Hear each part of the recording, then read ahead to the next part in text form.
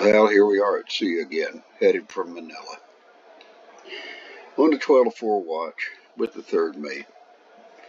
And we're just up there swapping sea stories to see who could tell the biggest one.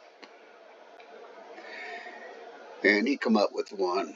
Ski did. He said, I'll tell you what, I was in Manila here a couple of years back. And I picked up this little whore in this bar, and we drank beer together for a while, and she invited me up to her place, and I thought, well, hell, that's great. And he said he bought a six-pack, went out, and they got in a cab.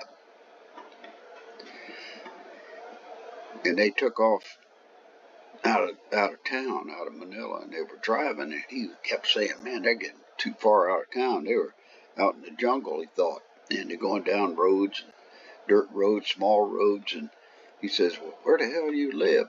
She said, just not much farther. He said, well, I hope it's farther, because I don't want to be out here in the jungle. Then she kind of laughed, and then they said something to Gala, and the cab driver stops, and they're out in the middle of the woods, and she thinks, oh, hell, she's going to rob me or kill me. And she gets out and grabs beer for him and says, come on, let's go.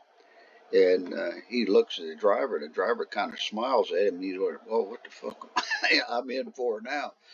And he said, what the hell?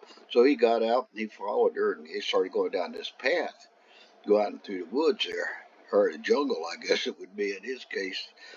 And he said she had a lantern or something, and she was tracking away, and all of a sudden stopped and said, here we are. And he said, what do you mean, here we are? And he says, she jerked a rope or something, and this ladder falls down, and he looks up, and there's a goddamn big tree house up there. It went all the way around the house, so it was circular. And he couldn't believe it, and the floor was open, and a light came on up there. And he wondered, what the hell? And she says, I'll send something to lift the beer with, so you stay here. So she climbs up the ladder and gets in the house, and all of a sudden the rope comes out, a bucket on the end of it, or a basket. He said, put your beer and stuff in there and come on up. And so he put his beer and all that. He said, boy, I got to see this. And he said, then he was around 38 years old. He said, man, it was hell to climb up that damn ladder. Got up there and came through the hole, and she was putting the beer away in looked like an ice box of some sort that really had ice in it. And it was a lantern lit up there, and that's what lit the place up.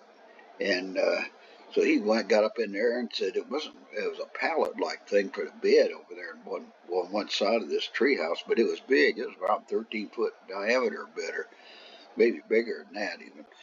He said he sat down on pillows, because there were pillows all over the place. She brought over a cold beer for him, and he lit his cigarette up, and he was smoking and going away, and she's just talking and jabbering and Tagala and half Spanish and half English and every other thing. And he said he didn't understand the things she was saying. And she started taking off her dress, and it's kind of dark in there. And he thought, boy, she's awful dark, and didn't think much about it. But he had another beer. He said he was getting pretty drunk by then, because he'd been drinking all afternoon.